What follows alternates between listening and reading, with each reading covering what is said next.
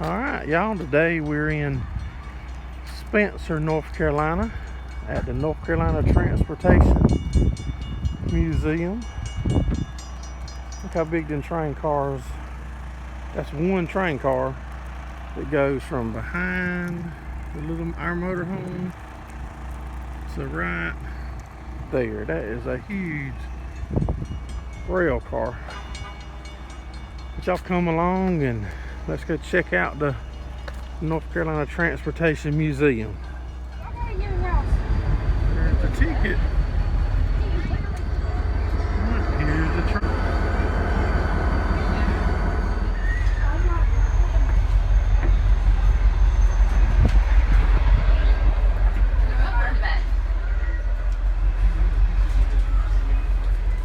Check out the train ride, y'all.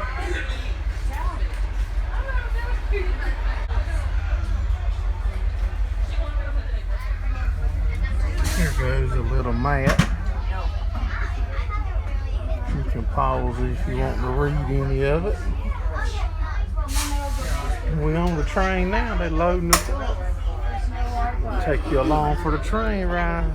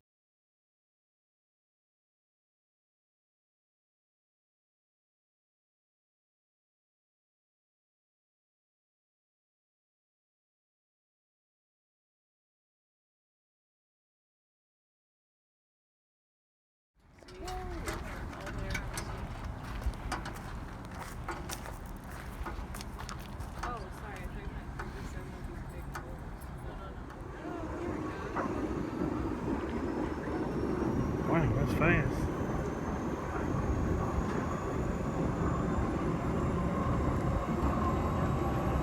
That's a lot faster than I thought it was going to be.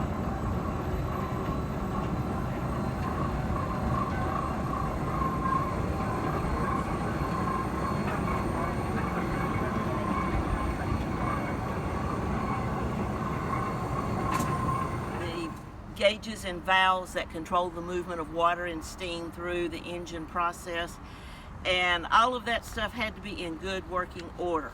In the late 1800s, early 1900s, there were no telephones or radios.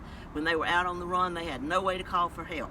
If they'd get stalled on the track, the brakeman had to run a mile back the track, put out a red flag to stop the oncoming traffic, and hope he made it before the next train came down the track, because you know what happened if he didn't? He'd come down, and because he didn't know that one was stalled there. But once he saw the red flag, he knew to slow down. And he would ease up to the stalled engine, see if he could help give it a push, maybe get something back on track, or get it onto a siding and clear the main line. So for that reason, they had to come in every 300 miles to get routine maintenance and inspections done. That's the distance from here to Washington, D.C., here to Atlanta, Georgia. Spencer was located here as their main repair facility because it was the midpoint of Southern Railway in the 1890s. Eventually, in the early 1900s, they extended on to Birmingham and New Orleans. 300-mile stops, inspections, they're good to go. This turntable is 100 feet long, and this roundhouse is 37 bays. It is the second roundhouse on site, the first one being a 15-bay wooden structure with a 65-foot turntable. You can tell, this big engine probably wouldn't go in it. It definitely wouldn't fit on a 65-foot turntable. So they built this one and completed it in 1924. So it sat for 15 years, and we started trying to put everything back together. The roundhouse opened in the early 90s. We just got the flooring redone in the back shop. It was completely opened in 2018. So it's been a work in progress for a number of years. We're celebrating our 45th year this year as a historic site. So it's interesting. As you look at the turntable, you'll see there's one rail that runs around the entire base of the pit. That's what the bridge rides on. On each end of the bridge is a set of steel wheels that ride that rail. In the center, a 6-inch steel spike with a collar of 4-inch ball bearings. That's part of the mechanical structure of this turntable. And it's the support with the girders and everything that's underneath that allows this bridge to be certified to carry 250,000 pounds. And that's about what one of these big engines would weigh. When they came in, they may have had a little water and coal still left in them. Most of the firebox was cleared out because they had to check it for holes, cracks, and the like. And the water was low in the tender, but it may still come in with some steam pressure in the flues. If they weren't having any problem with the flues, it was holding pressure, everything, then they would move it around under its own power. But they would still do some checks on the flues, the water box, or water tank, and the firebox, because that's one of the first things that would give problems. They could do spot weld patches on the tank and the firebox, keep it going for a little bit longer. If they needed to change 1 or 2 of the flues, they could pull 1 or 2 of those out. But those are the kinds of things that can give you problems when you're out on the run. Of course, all of the moving parts on the wheels had to be lubed, checked for tightness, bends, warps, and that kind of thing, because it was essential that the working parts be in sync, that everything's running smoothly, so that it doesn't cause it to pull to one side and throw it off the track. Okay, as you step onto the turntable, stay on the solid walkways next to the yellow rail. As we go around, keep a hand on the yellow rail. It shimmies a little bit. Sometimes it wants to jump more than others. I'll stop on the far side, show you about aligning the rails to move a vehicle on and off. I have a question. Uh-huh. This is electric power. Right. So you can continuously go around there. You don't never have to go back the opposite way. It's some kind of arc in the center out there that keeps it from Wrapping up. Okay. the cord wrapping up. Right. Good deal. Thank you for the answer. Yeah. Here we go.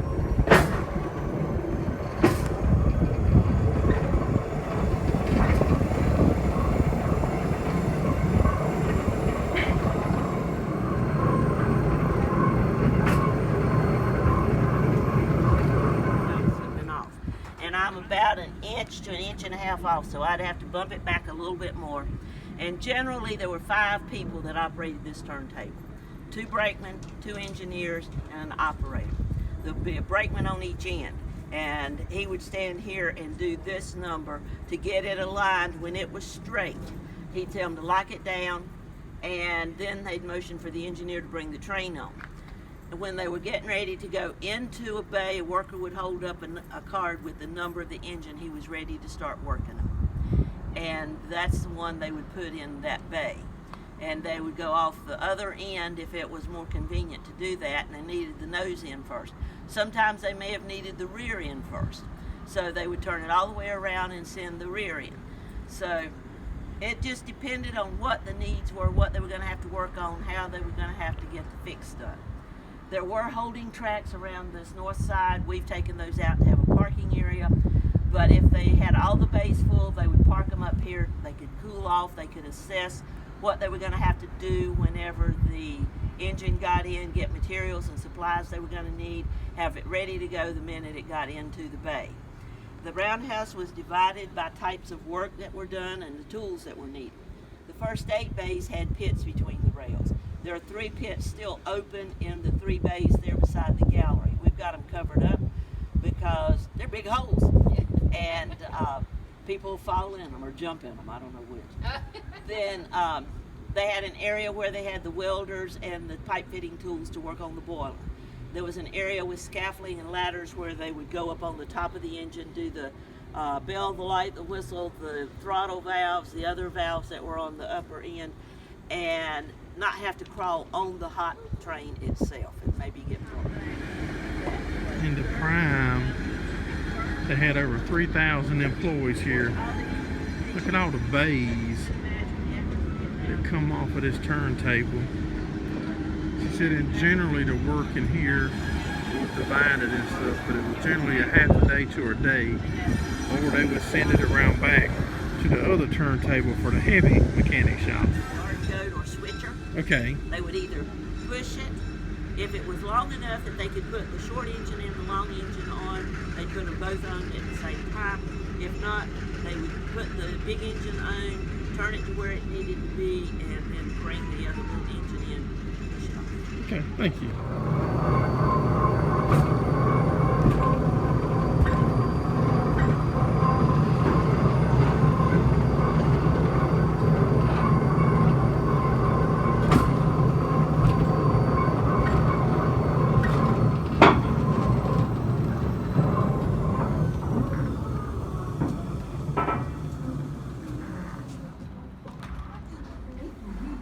Bathroom in the caboose, sink,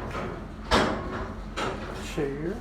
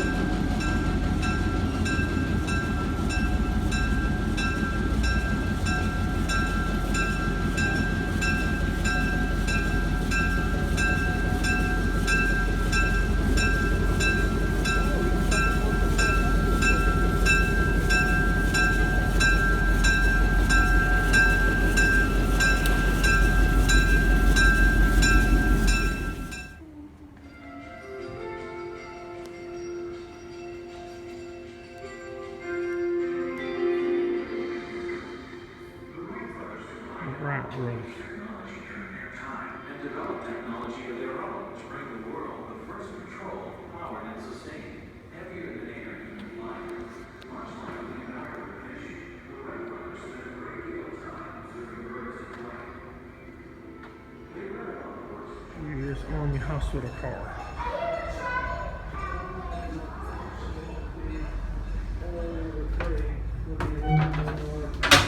We hauled to hospitals in Belgium and France, and some of them went into Holland. Hospital trains weren't only a feature of foreign battlefields. They were also used stateside to transport injured soldiers arriving in ports on both coasts to hospitals throughout the United States. The hospital ships would come into Charleston, unload, and all the patients, all the soldiers were taken to our Stark General Hospital. They're sorted out as to what kind of need they further need and where they live. And then they would make up 5 trains. One would go to New Orleans in Texas. One would go to Atlanta and the West Coast. One would go to Chicago and far north, like Minnesota. And one would go straight to New York. And I would be on one of those trains charging patients. Once patients were loaded aboard a hospital, Let me wait up. all their needs were able to be attended to in a single car, kept warm and lit by a steam heating system, and cool in the summer. Here's the mail car.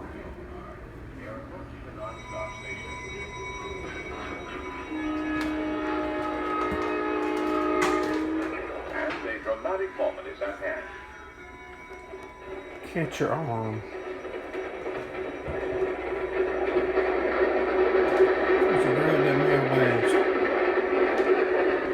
There's the arm right back there to catch it.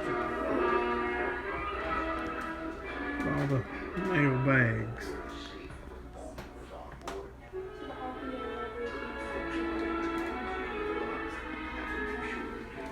Every minute of every day, one of America's 600 railway companies rolls a train onto a terminal.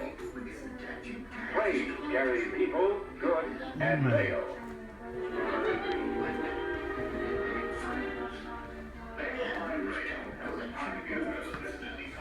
Oh, the boxes.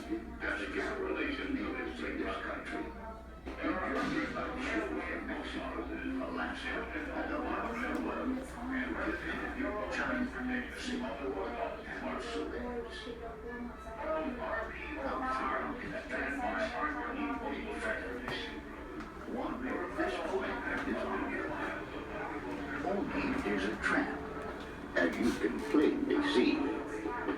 Only treat him kindly, and take him along with ye. All right, y'all, this right here is Richard Childress. I'm going to introduce y'all to Richard Childress. All right, y'all, this right here is Richard Childress. I'm going to introduce y'all to Richard Childress. Look at that Farmall fanatic. The H and a Super A. Now that's a clean Super A there. Drive on the road? Y'all can pause that and read it. Whatever that thing might be. What's something we need right there to push the race car to the racetrack?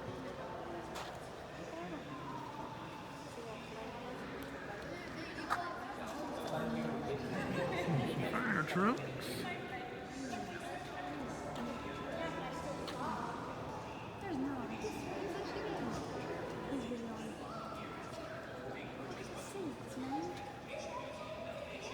Piedmont Airlines.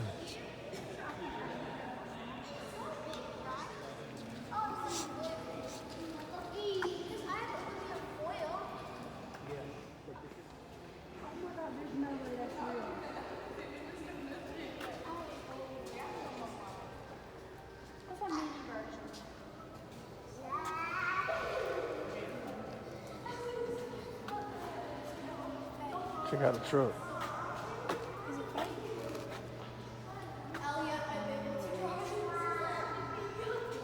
that's a model actually. I was gonna go inside the models. Oh yeah, it's a model. It's a model. Cheer Wine Bottling Company, Model A. I told you.